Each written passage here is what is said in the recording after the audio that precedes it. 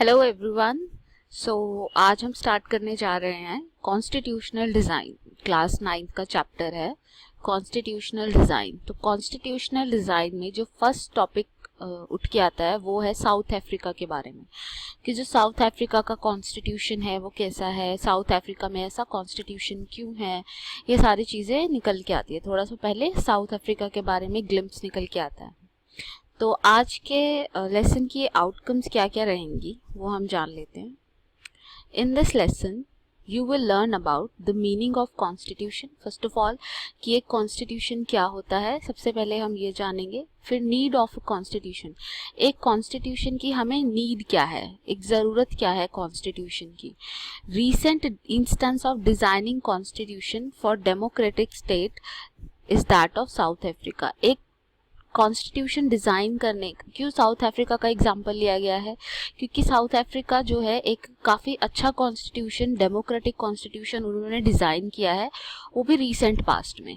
तो इसलिए हमने कॉन्स्टिट्यूशन ऑफ साउथ अफ्रीका का एक एग्जांपल लिया है। The struggle against apartheid system by south African people, ये आज के डिस्कशन में हम समझेंगे। So first of all, in a democracy the government is not free to do what it likes। एक कोई भी डेमोक्रेसी होती है तो डेमोक्रेसी का मतलब ये नहीं होता कि उसमें गवर्नमेंट जो चाहे वो करे, नहीं। जो गवर्नमेंट होती है उसके जो अधिकार हैं वो कुछ रेखा में होते हैं, कुछ लिमिटेशंस में होते हैं, ठीक है। तो डेमोक्रेसी में government is not free to do what it likes. There are certain basic rules that citizen and the government have to follow. कुछ बेसिक रूल्स होते हैं जो सिटीजन को तो फॉलो करने हैं ही, लेकिन गवर्नमेंट को भी फॉलो करने हैं। जैसे कि हमें पता है, अगर हम सड़क पे चल रहे हैं तो गवर्नमेंट ऐसे ही कोई पुलिस आके हमें उठा के नहीं ले जा सकती। हमारे पास सर्टेन राइट्स हैं कि हम बोल सकते हैं कि ऐसा नहीं हो सकता, या हमारे साथ अगर इनइक्वालिटी बढ़ती जा रही है, मान लो मैं जेंडर बेस्ड इनइक्वालिटी की बात करूं, तो मैं बोल सकती हूँ कि ऐसा स्टेट मेरे साथ नहीं कर सकता क्योंकि हमारे कॉन्स्टिट्यूशन में जेंडर बेस्ड इनइक्वालिटी अलाउड नहीं है ना। Such rules together are called constitution. ये जो रूल्स रेगुलेशन है जो कि जिसके द्वारा सिटीजन्स और जो गवर्नमेंट है दोनों ही बाउंडेड हैं, सिटीजन और गवर्नमेंट दोनों ही बाउंडेड हैं, ऐसे रूल्स को हम क्या बोलते हैं, हम कॉन्स्टिट्यूशन बोलते हैं। जैसे कि सिंपल लैंग्वेज में क्या बोलते हैं, constitution is a rule book, it is a rule books, ये सेट ऑफ रूल्स है, right. We begin this chapter by looking at what happened in South Africa. South Africa में क्या हुआ, हम वहां से स्टार्ट करेंगे इस कहानी को। And how the South African went about this task for designing their constitution. और साउथ अफ्रीकन्स ने कैसे अपनी कंट्री को एक डेमोक्रेटिक कंट्री बनाया with the best constitution, with the good constitution, कैसे उन्होंने किया है, ठीक है, ये हम समझेंगे।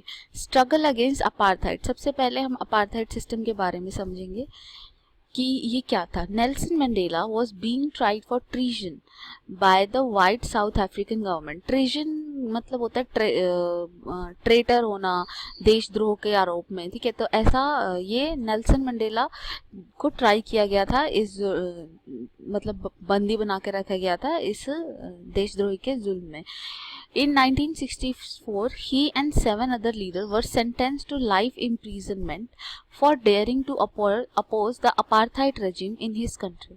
उनकी कंट्री में अपार्थाइड सिस्टम को अपोज करने की वजह से उनको लाइफ इम्प्रिजनमेंट दी गई थी। अब अपार्थाइड सिस्टम एक्चुअली होता क्या है, तो पहले मैं आपको इसके बारे में बता देती हूँ। जो अपार्थाइड सिस्टम होता है वो होता है based on colour, based on colour आपके साथ गलत व्यवहार किया जाए। मतलब जो ब्लैक लोग थे उनको प्रिविलेजेस नहीं दी जाती थी, उनको इक्वल ट्रीट नहीं किया जाता था, उनको कुछ राइट प्रोवाइडेड नहीं थे। तो ये रेशियल डिस्क्रिमिनेशन जो होती है, सिंपल शब्द में अपार्थाइड सिस्टम क्या है, रेशियल डिस्क्रिमिनेशन। क्योंकि साउथ अफ्रीका में जो माइनॉरिटी वाइट लोग थे वो ही गवर्नमेंट को रूल किया करते थे, गवर्नमेंट उन्हीं द्वारा बनाई जाती थी, और उनके रूल्स ऐसे हुआ करते थे जो कि ब्लैक्स के बिल्कुल अगेंस्ट होते थे। उनसे उनको मार्जिनलाइज कर देते थे। तो ये चीज़ कुछ ठीक नहीं थी। तो नेल्सन मंडेला ने जो है वो इनके अगेंस्ट पूरी एक मूवमेंट चलाया, अपार्थाइड के सिस्टम के अगेंस्ट पूरा मूवमेंट चलाया, और इस जुर्म में उन्हें जेल में कर दिया गया। इसलिए उन्हें 18 साल तक इम्प्रीजनमेंट में रखा गया था। हाउस इम्प्रीजनमेंट, उनको हाउस इम्प्रीजनमेंट बोल रही हूँ, मतलब उन्हें लाइफ टाइम इम्प्रीजनमेंट दी गई थी। ठीक है। He spent the 18 year in South Africa's most dreaded prison, Robben Island. Robben Island में उन्होंने अपना 18 साल का समय निकाला। Pollsmoor prison. In April 1982, Mandela was transferred to Pollsmoor prison in Tokai, Cape Town. Cape Town में एक दूसरी प्रिजन है, वहाँ पे उनको भेज दिया गया था। ठीक है।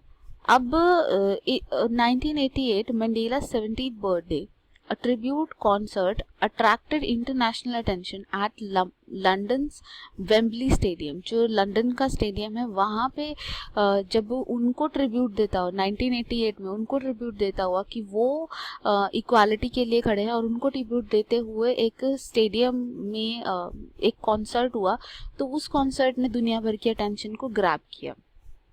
He was released from the prison on 11 फरवरी 1990। उनको 11 फरवरी 1990 को छोड़ा गया। He held winning hand in front of a massed crowd and the press. The event was broadcast live all over the world। जो उन्होंने आके विनिंग हैंड पूरी दुनिया को दिखाया कि हम जीत गए आखिरकार, जो ब्लैक के अगेंस्ट जो सिस्टम है था वो ख़त्म हो गया। ये सारी चीज़ें उन्होंने दिखाई और पूरी दुनिया में वो प्रसारित भी किया गया कि as it is live telecast हो रहा था। ठीक है। He spent nearly 28 years in South Africa's most dreaded prisons। उन्होंने 28 साल निकाल दिए अपनी लाइफ के जेलों के अंदर। Struggle against apartheid। First of all, let us understand meaning of apartheid. Apartheid was a name of system of racial discrimination unique to South Africa।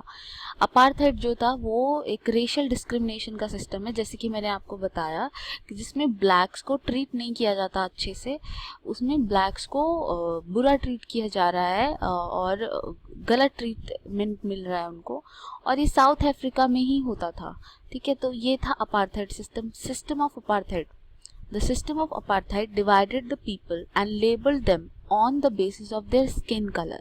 अब यहाँ पे लोगों को अलग अलग स्किन कलर पे डिवाइड किया गया था। जैसे जो वाइट दिखते थे उन्हें वाइट कलर्ड बोला जाता था, जिन्हें जो ब्लैक थे टोटली ब्लैक स्किन कलर वाले वो टोटली ब्लैक कहे जाते थे। उसके अलावा जो दूसरे जैसे इंडियन हो गए, चाइनीज़ हो गए, इन लोगों को कलर्ड पीपल बोला जाता था, क्योंकि ना तो इनका कलर बिल्कुल ब्लैक है ना ही इनका कलर बिल्कुल वाइट है। तो ये system of apartheid divided the people on the basis of their skin colour, black and colour, ऐसा बोला जाता था। ऊपर से जो चीज़ें वाइट को मिलती थी वो चीज़ें ब्लैक या कलर्ड को नहीं मिला करती थी। तो कुछ चीज़ें जो सिर्फ वाइट के लिए ही अलाउड थी, ब्लैक और कलर्ड के लिए अलाउड नहीं थी। ऐसा इनके साथ किया जाता था। During the 17th and 18th century, the trading company from Europe occupied the territory of South Africa with arms and force। ये जो वाइट लोग यहाँ पे कैसे आए? ये वाइट लोग वो लोग आए जो यहाँ पे ट्रेड करने के लिए आए थे और फिर यहीं पे बस गए, जिन्होंने ये साउथ अफ्रीका को जीत लिया, जैसे कि इंडिया में भी हुआ था वैसे। ब्लैक कौन है? The native people of South Africa are black in colour. जो साउथ अफ्रीका के नेटिव लोग हैं वो ब्लैक हैं। They made up 3/4 of the population। They were called blacks। उनको blacks बोला जाता था और ये majority of population 3/4 हैं जो वहाँ की जनता को बनाते हैं। These were mixed races who were called colored and the people who migrated from India। ये वो लोग थे जो मिक्स कलर के थे, ना तो वाइट थे ना ही ब्लैक थे, बट जैसे चाइनीज़ बोला मैंने या इंडियन बोला तो ये सारे लोग कलर्ड के अंदर आते थे। सेग्रीगेशन क्या होता है? All non-whites were treated as inferior by the white rulers। They did not have voting rights। जो non-white लोग थे उनको inferior treat किया जाता था by the white rulers। जो white लोग थे उनको जो white लोग अच्छे से treat नहीं करते, equal treat नहीं करते थे colored या फिर black लोगों को। कलर्ड या ब्लैक लोगों को वो अच्छा ट्रीट नहीं करते थे, उनको वोटिंग राइट भी डिनाइड थे। जो ब्लैक या कलर्ड पीपल थे उन्हें वोटिंग राइट भी डिनाइड थे, उनको नहीं मिलते थे voting right. They were forbidden from living in white area, उनको मना कर दिया जाता था वाइट एरिया में रहने से। मतलब वाइट एरिया ऐसा एरिया होता था जिसमें सिर्फ वाइट लोग रहेंगे और वहाँ पे कोई भी कलर्ड पर्सन नहीं आएगा, मतलब नॉन वाइट पर्सन नहीं आएगा, ब्लैक हो चाहे कलर्ड हो कोई भी हो, ठीक है। तो और अगर उन्हें वाइट एरिया में कुछ जाना होता था तो परमिट लेके ही जाना होता था, तो उनके पास परमिट होना चाहिए वाइट एरिया में जाने के लिए, मतलब ऐसा हो गया था। सो जैसे कि यहाँ पे ये बोर्ड दिख रहा है, रेसिज्म इतना बुरा था कि सिर्फ लिखा हुआ है कि वाइट्स ओनली, कि इस जगह में सिर्फ वाइट ही जा सकते हैं और कोई नहीं जा सकता। Train, buses, taxi, hotels, hospitals, schools and colleges, libraries, cinema halls, theatre, beaches, swimming pool, public toilet were all separate for white and blacks. White और black के लिए सारी चीज़ें अलग अलग थी, चाहे ट्रेन बस से लेके टॉयलेट तक हर चीज़ अलग थी। This was called segregation. ये अलग अलग कर देना is known as segregation. They could not even visit the churches where the whites worship. वो उस चर्च में भी नहीं जा सकते थे जहाँ पे वाइट जाया करते थे, मतलब भगवान के सामने भी ऐसा होता था। दिस वॉज कॉल्ड सेग्रीगेशन, ये सेग्रीगेशन है, ठीक है। अब देखो नॉन वाइट एंट्रेंस ओनली, अगर इस पिक्चर में देखें कि यहाँ से नॉन वाइट ही घुस सकते हैं, वाइट लोगों के लिए अलग एंट्रेंस है इसका मतलब। Black could not form association और protest against the terrible treatment, और ब्लैक्स के पास ये भी अधिकार नहीं था कि वो प्रोटेस्ट कर सके इस ट्रीटमेंट के अगेंस्ट, ठीक है। तो उनको बिल्कुल दबा के रखा जा रहा था। जैसे इंडिया का अगर हम एग्जांपल देखें तो इंडिया में यूरोपियंस ने ऐसा ही किया, ब्रिटिशर्स ने ऐसा ही किया, ठीक है। यहाँ पे अपार्थाइड सिस्टम नहीं था, लेकिन यहाँ पे भी हुआ करता था कि इंडियंस के लिए अलग है और यूरोपियंस के लिए जगहें अलग है ना। कई मूवीज़ में हमें देखने को मिलता है Indians and dogs are not allowed, ये ऐसा लिख देते थे। सो ये ऐसी चीज़ें थी। The black, coloured and Indian fought against the apartheid system from 1950. They launched the protest marches and strike. अब देखो किसी भी चीज़ का एंड तो होगा ही, ऐसा तो नहीं है कि वो ऐसे बुरा ट्रीट करते रहें और लोग ट्रीट होते रहें, है ना। तो उन्हें इस सिस्टम के अगेंस्ट खड़ा होना ही पड़ा, और फाइनली 1950 में लोगों ने इसके अगेंस्ट आवाज़ उठाई। उन्होंने कहा कि हम ये सिस्टम को एक्सेप्ट नहीं कर सकते, ठीक है।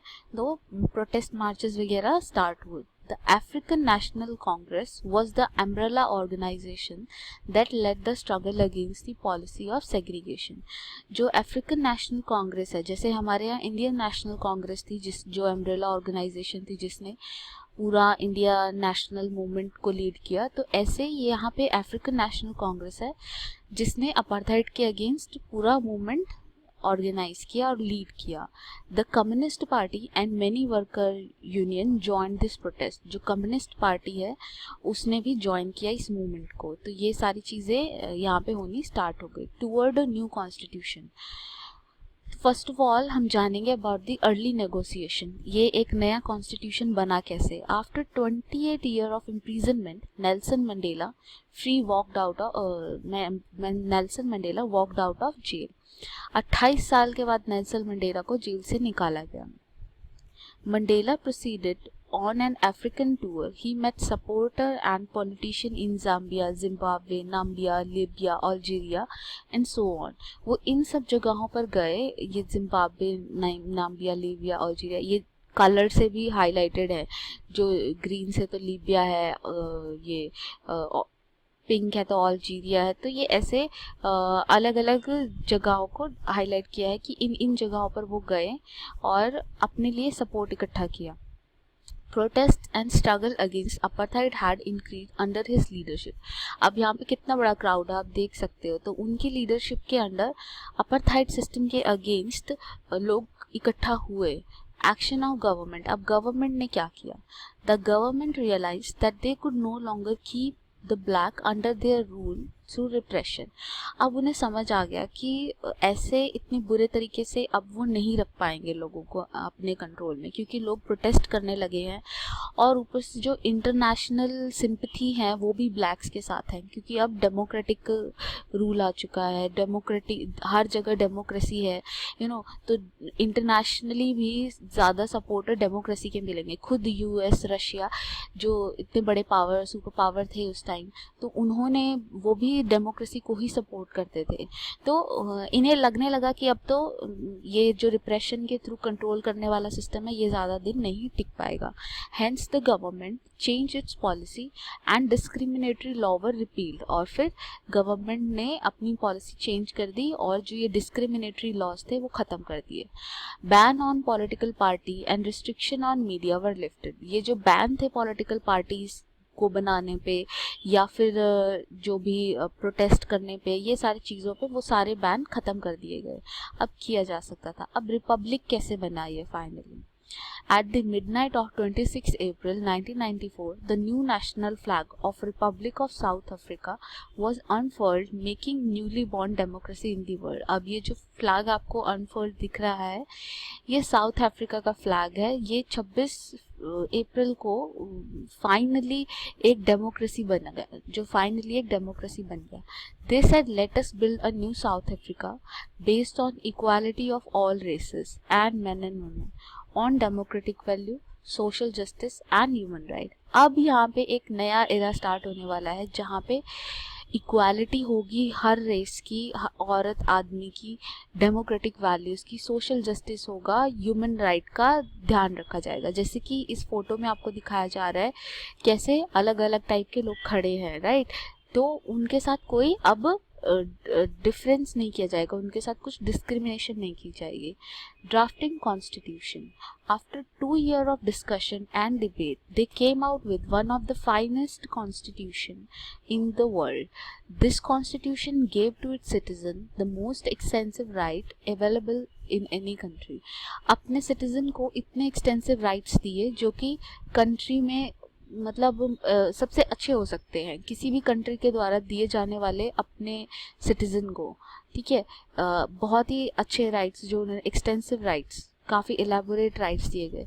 They agree that everybody should become part of solution what ever they might have done और represented in the past.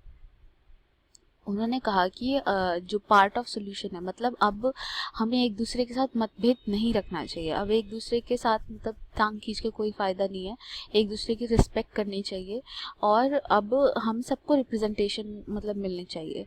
The South African constitution inspire Democrats all over the world. जो south African constitution है वो पूरी दुनिया के लोगों को अब इंस्पायर करता है कि कितनी अच्छी उसके अंदर डेमोक्रेटिक वैल्यूज़ हैं, ठीक है। इवन हमारे कॉन्स्टिट्यूशन ने भी काफ़ी सारी चीज़ें वहाँ से ली हैं। The preamble to the South African constitution sum of this period. क्योंकि जो प्रीएम्बल होता है वो जो कॉन्स्टिट्यूशन की सोल होता है वो उसको बता देता है कि ये कॉन्स्टिट्यूशन क्या चाहता है, ठीक है। तो अगर आप इस प्रीएम्बल को पढ़ेंगे तो आपको पता चल जाएगा कि कॉन्स्टिट्यूशन क्या चाहता है आखिरकार। We the people of South Africa, recognising the injustice of our past, honor those who suffered for justice and freedom in our land, respect those who have worked to build and develop our country, and believe that South Africa belong to all who live in it। See, यहाँ पे क्या है? South Africa belong to all who live in it, united in our diversity, जो कि united है in the diversity. We therefore, through our freely elected representative, adopt this constitution as supreme law of the republic। See, ये Republic है। Republic मतलब जहाँ पे जो head होता है वो इलेक्टेड होता है। Heal the division of the past and establish the society based on democratic values। ऐसा नहीं है कि ये पास्ट की इनजस्टिस को रिकॉग्नाइज नहीं कर रहा है, एक रिकॉग्नाइज कर रहा है कि पास्ट में इनजस्टिस हुआ है, लेकिन अब वो कह रहा है कि अब हमें सोशल जस्टिस करना है, लोगों को राइट देने हैं और मतलब जो भी एक देश में एक सिटीज़न को इक्वालिटी मिलनी चाहिए वो सारी चीज़ें हमें इस कॉन्स्टिट्यूशन के द्वारा प्रोवाइड करनी है, ठीक है। तो ये था आपका फर्स्ट टॉपिक जो democratic constitution in South Africa. इसका सेकंड पार्ट है डेमोक्रेसी के कॉन्स्टिट्यूशनल डिज़ाइन, उसमें हम डिस्कस करेंगे इंडिया के बारे में। ठीक है, तो नेक्स्ट पार्ट में आप इंडिया के कॉन्स्टिट्यूशन के कुछ फीचर्स और उसकी ज़रूरतें देखेंगे। अगर आपको कोई प्रॉब्लम आती है तो डिस्क्रिप्शन में मेरा लिंक है, तो आप वहाँ पे मुझे कांटेक्ट कर सकते हैं। Thank you so much.